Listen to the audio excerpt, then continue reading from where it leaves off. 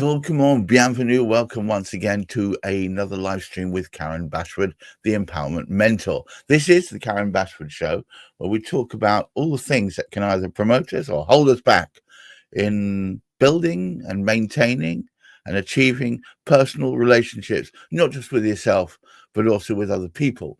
Today's topic is all about to thyself be true. What do you mean by that, Karen? And welcome, by the way. Sorry, getting ahead of myself. That's fine. What do I mean by be true to yourself? Basically, we tend to listen to other people. Right. We have created habits around other people's opinions and what we've learned from a childhood and such like.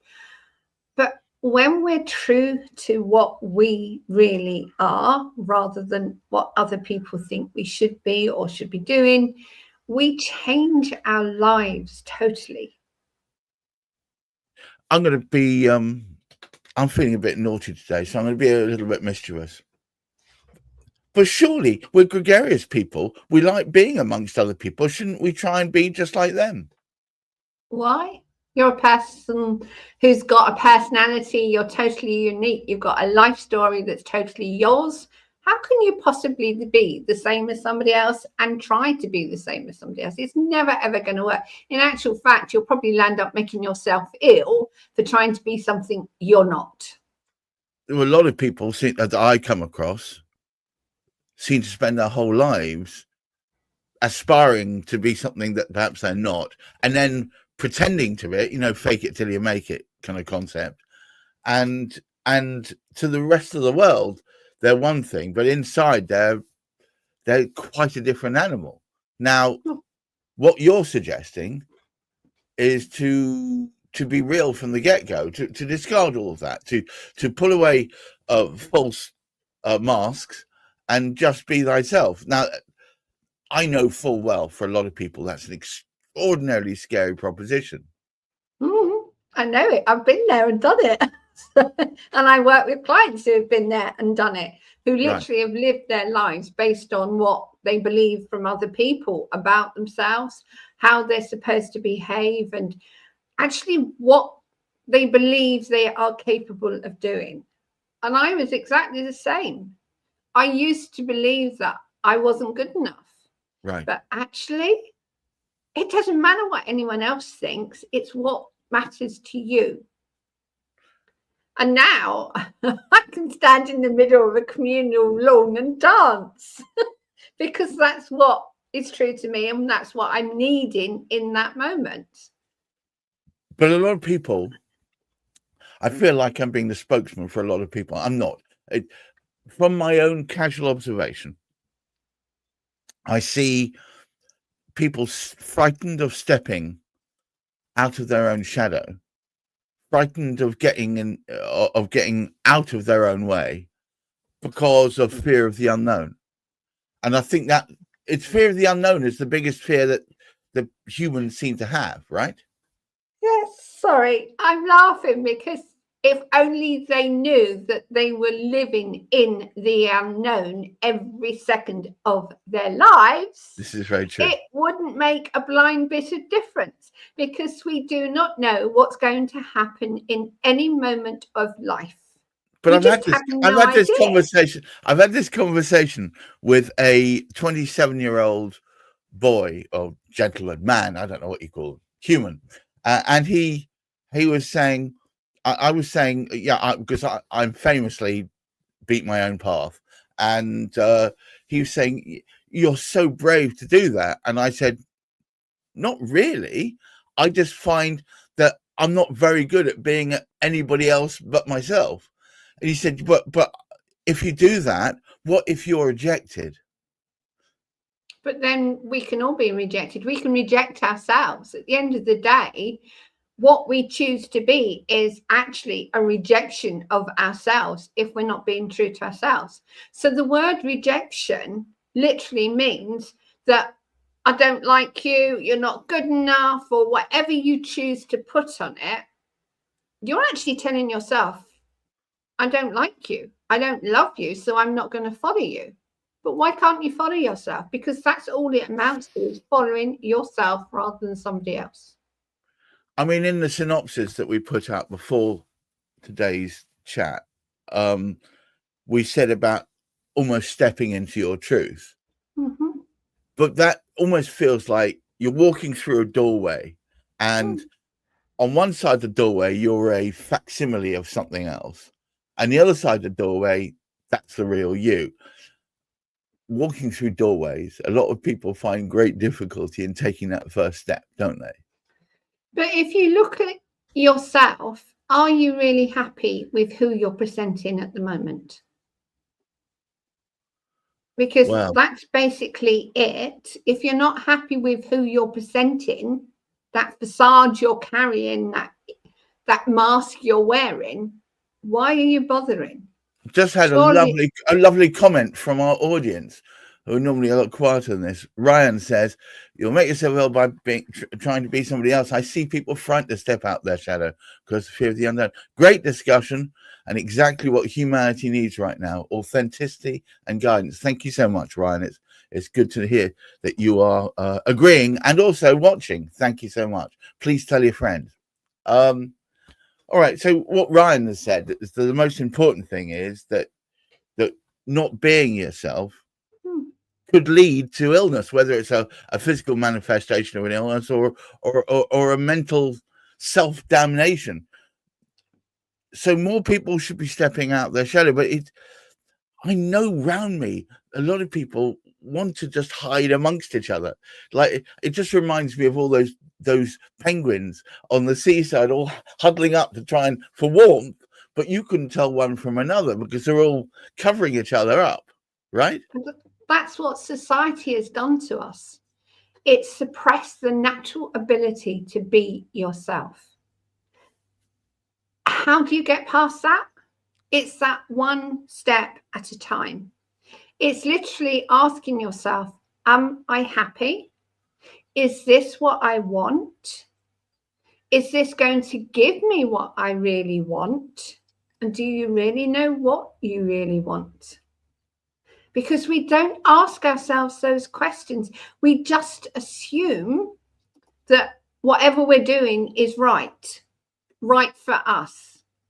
But when you start questioning, and it doesn't take much to ask a simple question of yourself, is this making me happy? Is this really what I want to do? When you start asking those kinds of questions, you start realizing that perhaps you have an option if you're willing to just breathe and take one step forward that can change everything. And as I said earlier, we live in the unknown. Nothing is known. Yes, how can we possibly know?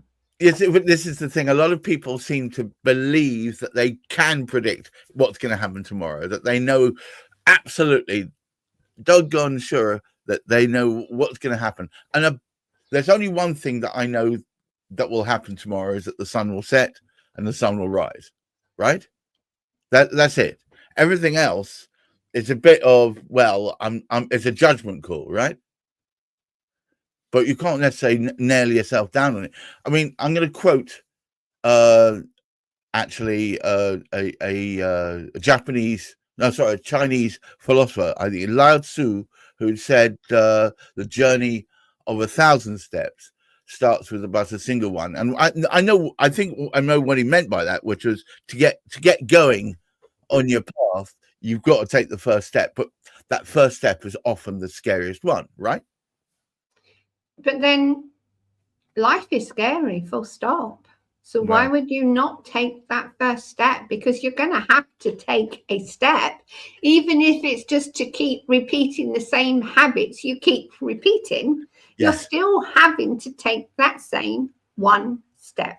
So why not make life a bit more exciting for yourself? Well, instead of going into the mundane, everyday things you do, why not just try something different? Why not try a different route to work? Why not try a different coffee? Anything like that is challenging your belief about how life needs to be.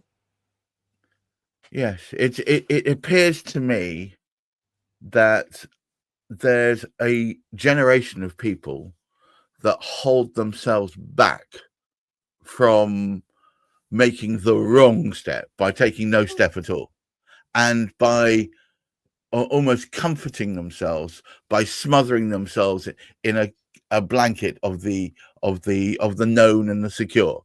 So, you know, I will only drink that coffee, I'll only walk down that road, I'll only speak to those people and nobody else, because that within that is safety. What you're advocating, dear Karen Bashford, is something which a lot of people would consider to be unsafe.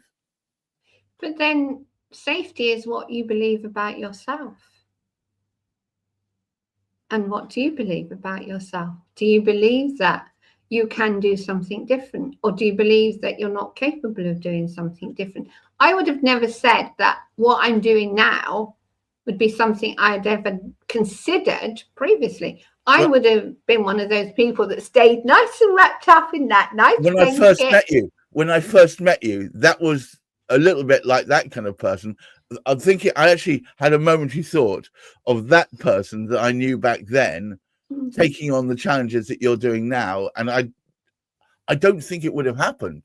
No, absolutely not. It wouldn't. There was no way, based on who I was, I wouldn't have appeared live. All right, I used to do live tarot readings, but that was easy because I had something to look at and talk about. Now I'm sitting here talking to you, knowing there's an audience out there watching, right? And they can be judging me, but you know what? They judge me because of what they see, not because of who I am, because they don't know me. So why would I worry about that? Yeah, it's an interesting one, isn't it? I have to come back to this. I was talking to a friend of mine who's been a very successful banker for years and years. He's coming up to retirement.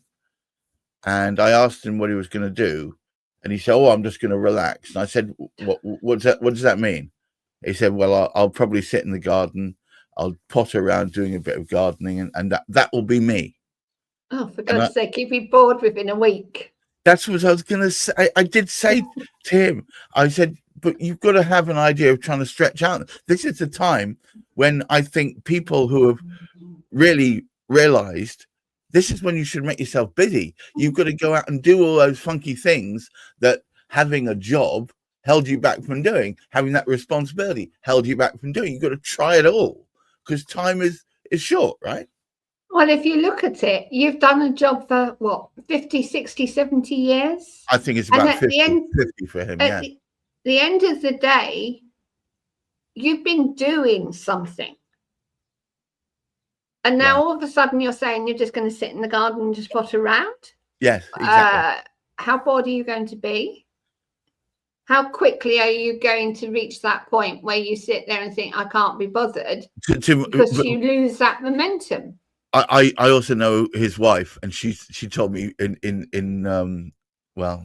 not in secret, but behind under her hand, that she's kind of scared stiff because he's never been around so much. She's gonna hate it, I'll tell you that much.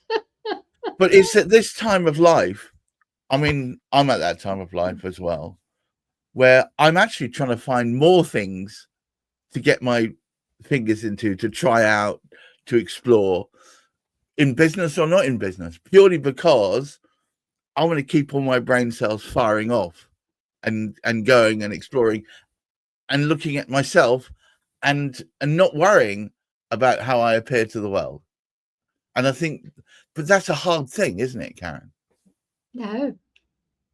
I'm past retirement age. I could have quite happily sat down and done nothing. But actually, the very thought of sitting down and doing nothing when I know there's so many things I want to do. I think you'd burst into flames if you sat around and did nothing. I wouldn't know what to do with myself. I literally would get so unbelievably restless. But the thing about it is, like my trip to Egypt, I always say this because this is a prime example of stepping into the unknown, arriving in Egypt with no money, no phone, no real contact. And no understanding of the local language either. Right. That was scary if I allowed it to scare me. But we have to remember fear is the opposite of excitement. So what emotion are you really feeling? Right.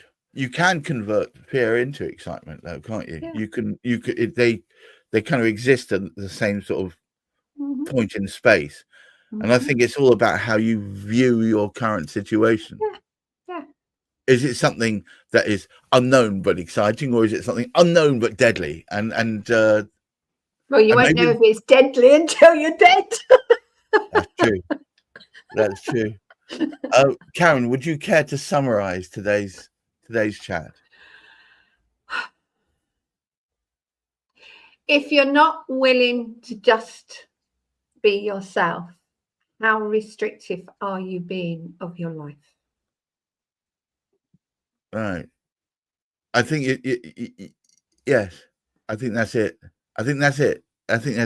It's we often see on the telly box and elsewhere stories, and I read stories in books of how women or men are restricted by the people around them, by the circumstances they find them in, by their partners or whatever it is, tied down, restricted, and the rest of it. And yet, the worst restrictions of all are the ones we place on ourselves. Yeah. There we go. All right. It's this time in the show that I tell you all about how you can start your wellness journey. Karen is a great conversationalist, as you can probably tell. And we love talking about these topics because it's only out of them that I ever learn anything new anyway. So, but there's a more important side to her. She is very much an empowerment mentor. So she'll take you, and really I'm talking to ladies, perhaps of my sort of age, who have felt that they've lost their journey, their purpose, their direction, whatever it is. I recommend that you have a chat. Go to KarenBashford.com, have a chat to Karen, because she will. I know many examples where she's set people on the right path. She certainly helps me. Now, a very interesting thing is the weekly. Oh my God, I still haven't changed it. Sorry, Karen. There's not supposed to be a hyphen between life and leaders. Pretend it's not there. It's not there. I'll edit it after the show. But the Empowerment Women Life Leaders podcast, if you scan that, it'll take you straight through to it. It's an audio podcast. If you go to Karen Bashford channel on YouTube, you can also see a video rendition of it. The audio one is slightly more edited, where it's designed for when you're on the go and you're doing other things. But I thoroughly recommend it. Every week, she's either discussing a topic with someone else who's a luminary in their field, or she's talking about something that I think could really make a difference to the way in which you deal with life on a day-to-day basis. Like today, I would say, is a good example, case in point. Karen, thank you so much for being a part of this. And to all of you out there, I think if you take a little time and maybe rewatch this a little bit, you'll find that there is the impetus in there to be true to yourself, to love what you do and who you are, and to step out of your own comfort zone. Who knew you could make such an exciting change in your life by doing something that's relatively minor? Just not doing the same thing you've always done, doing something slightly different, but positive at the same time. Thank you so much, Karen. To all of you watching, I thank you for being here. And until next week, please take care of yourself, each other. Look for the great things. Look for the little things just in your own life. You'd be surprised. There's lots of them. And try and look after that mental health. Bye-bye now. Bye.